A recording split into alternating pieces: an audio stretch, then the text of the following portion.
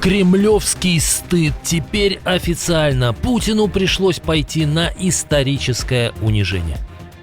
Украинские дроны ставят рекорд дальности и точности. Столбы дыма накрыли несколько городов России. Нефтяной дождь идет уже в 1000 километров от Туапсе. Объявить о победе и закончить войну вместо тупика переговоров. Внезапное решение властей. У президента созрел хитроумный план. Преступление и наказание. Киллеры достали военного преступника за 1000 километров от места резни.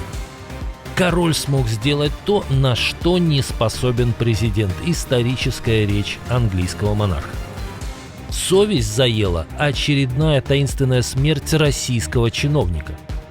Эффект Мадуро. Диктатор стал реально опасаться похищения. Военная техника стянута к резиденции.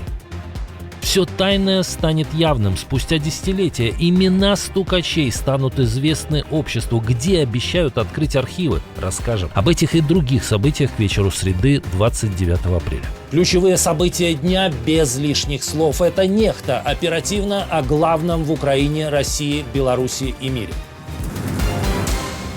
Колонну военной техники возглавляет легендарный танк Т-34. Такого позора еще не было. На 27-м году правления Путина и на 13-м году войны против Украины Кремль вынужден был публично расписаться в собственном бессилии. Российская Минобороны объявила, что во время майского парада на Красной площади не будет военной техники. Вместо танков и ракет только пешие колонны. Формальная причина – оперативная обстановка. Это первый такой случай почти за 20 лет. Парады без проезда тяжелой техники проводились во время президентства Ельцина и в первые годы правления Путина, когда он еще пытался сохранять видимость нормальных отношений с Западом. А вот с 2008 года они стали важной идеологической фишкой режима. Рекордсменом стал парад 2015-го. Тогда, через год после аннексии Крыма, власти прогнали по Красной площади 194 единицы колесной и гусеничной техники, а над головами присутствующих пронеслись также 140 самолетов и вертолетов. Но после начала так называемой СВО это число уменьшилось в разы. Интересно, куда подевались танки? Отдельный вопрос гости. Пока неизвестно, кто приедет к Владимиру Путину. Ни Песков, ни Ушаков не назвали ни одной фамилии. Известно лишь, что прибыть в Москву хотел премьер Словакии Фицо, но страны Балтии не хотят пропускать его самолет. Как думаете, неофициальные гости будут? Например, украинские фламинго.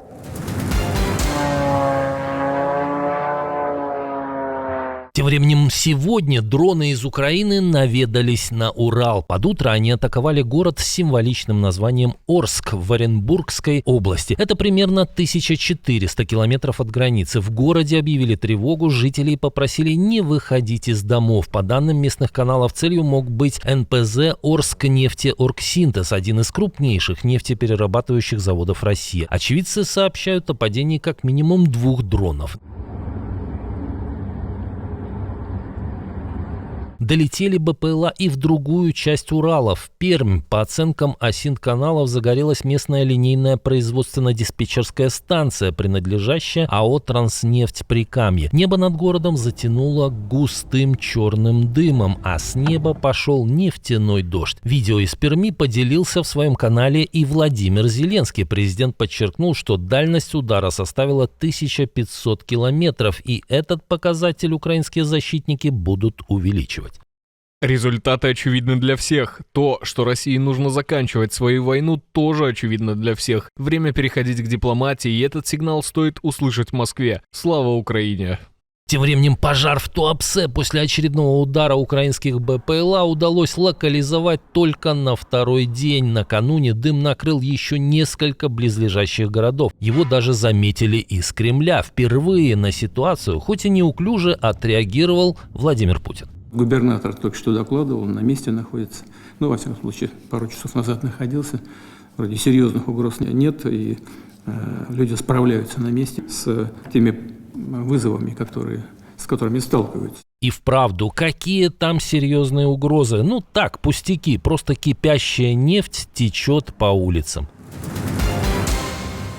Объявить о победе и прекратить войну. По данным Reuters, такой сценарий завершения конфликта с Ираном обсуждают в Белом доме. Разведка уже анализирует, как на такое заявление Трампа может отреагировать верхушка режима. Причина – давление внутри США. Война разогнала цены на нефть и бензин, а это бьет по рейтингам перед выборами. Есть и юридический фактор. Закон дает президенту только 60 дней на ведение войны без одобрения Конгресса. Срок истекает 1 мая. Продлить можно лишь для вывода войск, но не для новых ударов. При этом сценарий с эскалацией все еще на столе, но наземное вторжение уже выглядит маловероятным. А как вам кажется, что будет дальше? Трамп отступит?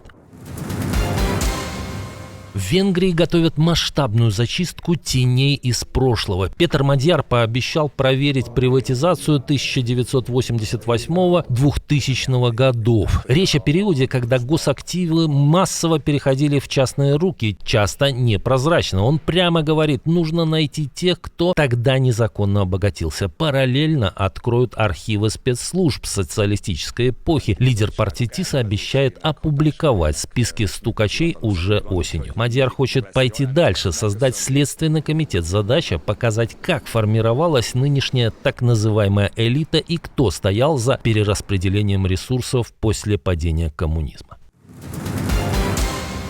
Король Великобритании сорвал овации в американском конгрессе. Чарльз III призвал снова объединиться для важной цели.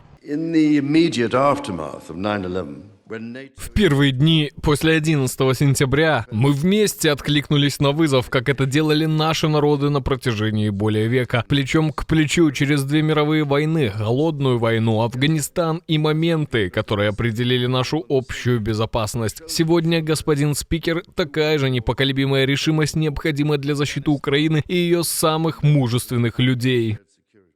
Речь прозвучала на фоне сокращения помощи Киеву со стороны администрации Дональда Трампа, и слова короля были горячо приняты присутствующими. Приезд Чарльза в США стал первым государственным визитом британского монарха с 2007 года, когда страну посещала его мать Елизавета II. А выступление английского монарха в Конгрессе состоялось вообще второй раз в истории.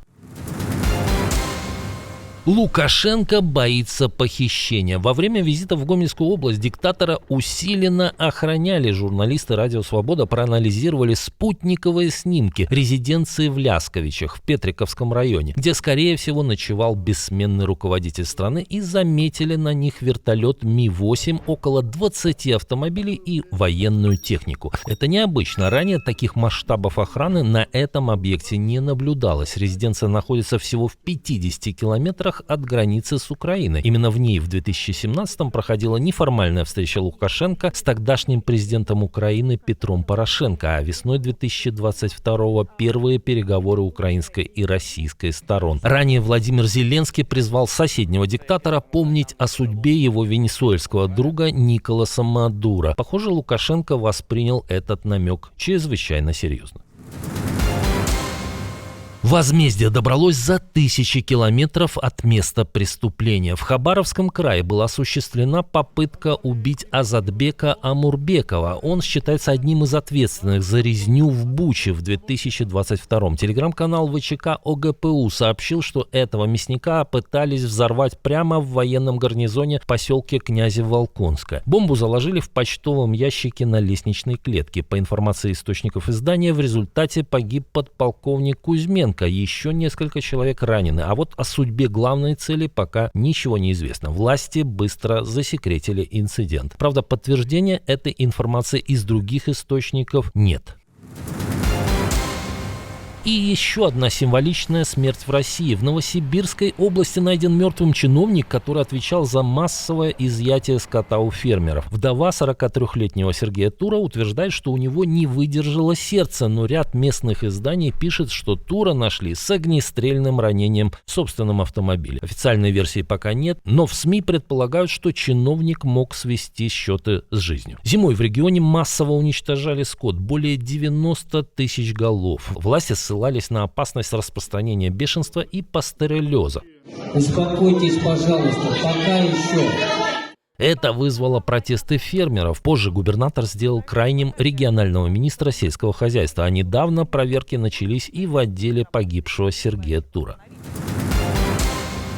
Новый дипломатический кризис. Исполняющая обязанности посла США в Украине Джули Дэвис покидает свой пост. По данным Financial Times, причина – разногласия с Дональдом Трампом и разочарование из-за снижения поддержки Киева. И это второй посол за год, который уходит с украинского направления. Ситуация выглядит системной. По словам дипломатов, те, кто выступает в поддержку Украины, при Трампе становятся мишенью. Ранее по тем же причинам ушла предшественница Дэвис Бриджит Бринк.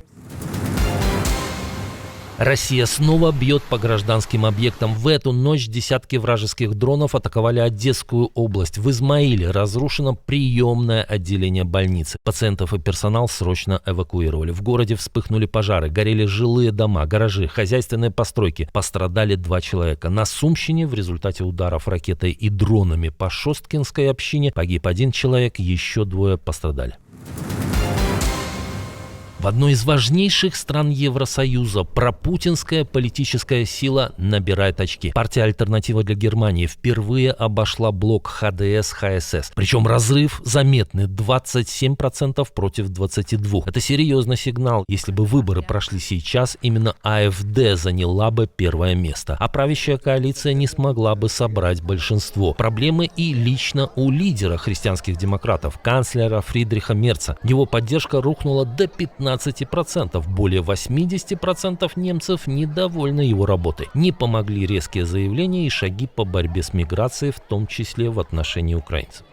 Какой союз удалось разрушить Трампу и почему это плохо для Кремля? С каким союзником пошла на конфликт Украина? Кого из диктаторов заставил дать заднюю Вашингтон? Почему обмен заключенными между Варшавой, Минском и Москвой не порадовал власти в Киеве? И против какой еще страны Кремль начал войну? Об этом мы рассказывали в прошлом выпуске. Посмотрите, если еще не видели. Увидимся уже утром.